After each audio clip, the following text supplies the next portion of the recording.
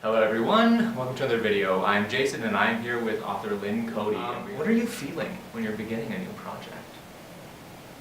I guess just excitement and like a sense of wonder and discovery. Like with that story I was just telling you about, not really.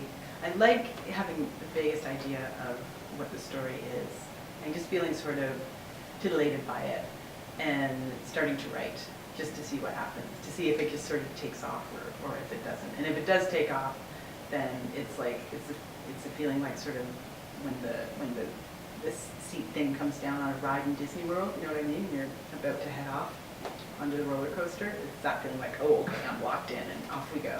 Okay, how about this? Is there a word or phrase that you overuse? Maybe that one that I just used. Gotcha. Okay. Okay. What's a book that you wish that you had written? I don't think there are any. You've written them all. I think I just, I like the books that I've written, and I appreciate the books that other people have written that I've enjoyed, but I've never felt like, oh, I could have written that, you know what I mean? That's probably really healthy. I think so. Yeah, you seem to be in a good place. I'm really happy for you. Thank you. Really happy for you, Lynn Coady. Is there a time or a place, in your routine that you find, you get good ideas most regularly, or is that not a thing for you? I think I'm a creature of routine. I tend to find it really hard to establish my routine, and then once I have, I'm like bored. But I know that this is how I become productive, and then that routine gets thrown off very easily by like having to travel somewhere to give a reading or something like that. But I do know, as boring as it sometimes is, if I'm just like, every day I'm getting up at a certain time and drinking my coffee at a certain time, and I've got the space and the time to myself that I know I need, then I know that work is going to get done. What is the most important or transformative book that you read as a young writer? As a young writer, I would say Crime and Punishment. Wow, that's a... I know, it sounds like kind of a lofty, perhaps even pretentious choice. Oh, it's got to be the Russians. No, but truth be told, I mean, I still have the first copy I bought because it meant so much to me. And it was just like a cheap little paperback edition that I got in a bookstore. Back in the days when you could actually take the train from Ottawa to Cape Breton, and Ottawa was where I was going to school, and I remember buying it at Kohl's. And it was the day-nighter, so it was like this long, glorious train journey to Cape Breton, and I read Crime and Punishment the whole way, and I was just like, I can't believe there's a book like this in the world that has everything, that has like sort of deep, compelling philosophical themes, along with these potboiler elements, along with like life and death and murder and like a police inquiry and like sex and just everything. I felt like this book has everything I could possibly want in a novel, and I reread it like every few years because it's just so good. Oh my god, I haven't even read it one time. Really? Really? It's good stuff. There's a new translation I heard. Oh, by who? I can't remember. Okay. Which deceased author would you most like to help edit your manuscript? Oh, well, Dostoevsky was Russian, so he probably wouldn't be able to help me. He doesn't get Canlit. No, he doesn't get it. Which deceased author? Well, Hemingway was good with brevity. In keeping with that era, Jean Rhys, she learned from Ford Madox Ford, really, but her novels, he told her to read French novels, and then she'll know how to write. And so her books had a great elegance and brevity to them as well. So somebody from that little cohort. Gotcha. And for those of you out there, there's a Jean Rhys story you can read in here in Outgoing if you want, which you should want. Is there an author that you wish was more widely read? Yeah, there's a Canadian author named Jude MacDonald who wrote a book quite a few years ago that really influenced me. And I remember I was on a jury when I read her book, and it was called Jane, and it was inspired by, to a point, it was inspired by Paul Bernardo and Carla Homolka, which made it, I think, a hard sell, probably. And I remember being on this jury, and none of the other jury members wanted it anywhere near our short list because the subject matter was so dark that it was, I still, just remember being so excited by the fearlessness of this book and the dark places it was willing to go. Well, not being exploitive, I didn't think. Some people might argue that there's something innately exploitive about that kind of subject matter, but I don't think so.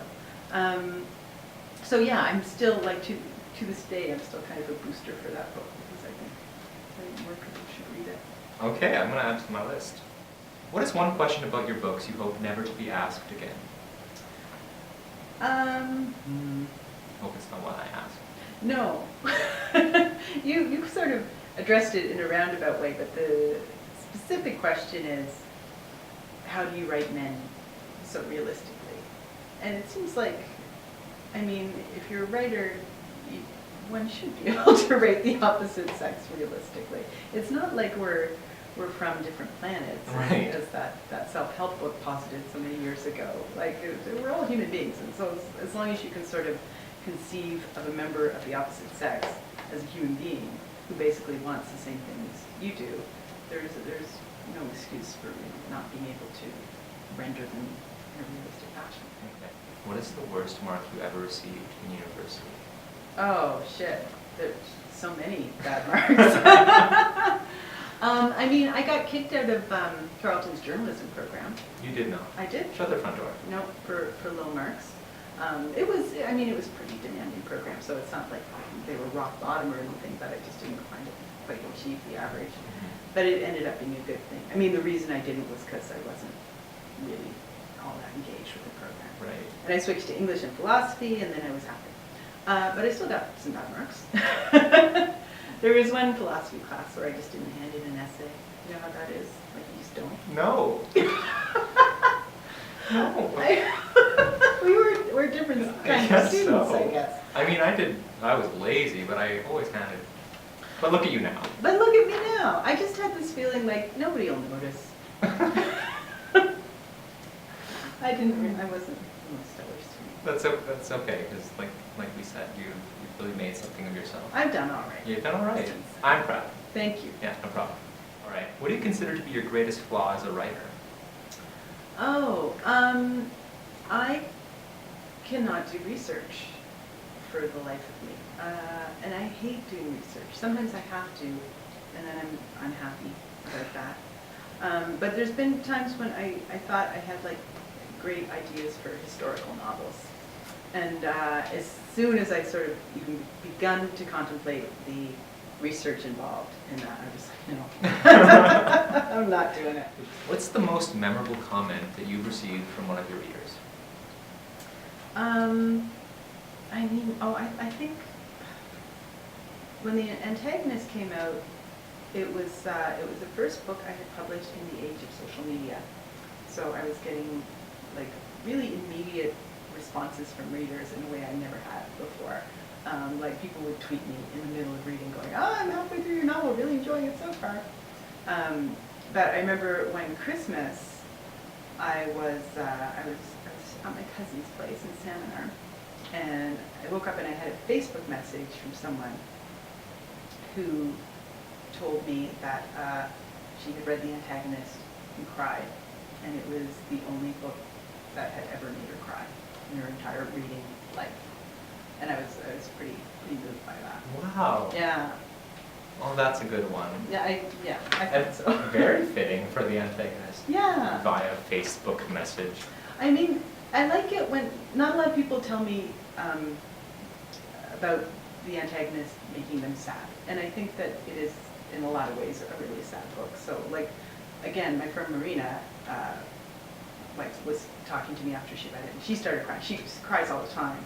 But still, like, it was really moving for me because I teared up a lot when I was writing it. So it's nice to know that other people are having that experience. Yeah. Okay, this is the last one. Oh no! I know. We're having so much fun. I know. Okay, the last one is, what is one of your pastimes that would surprise people? Well, I watch a lot of TV. Like, even if I wasn't writing TV, I'd still be watching a lot of TV. And people are kind of appalled when, when I tell them how much I watch. My friend, I'm talking about Marina all the time. I think it's because I'm in Edmonton, and Edmonton makes music in Marina. But I told her once that when I go to literary readings and I get bored, which one does sometimes, that I think of TV shows. And she's like, oh, you mean you like think you come up with ideas for TV shows? And I was like, no, I just think about TV shows that I like, recent episodes. And she sort of looked away from me in embarrassment. Well, thank you very much, Lynn Coady, for being here with us. It's been my pleasure. I had a great time.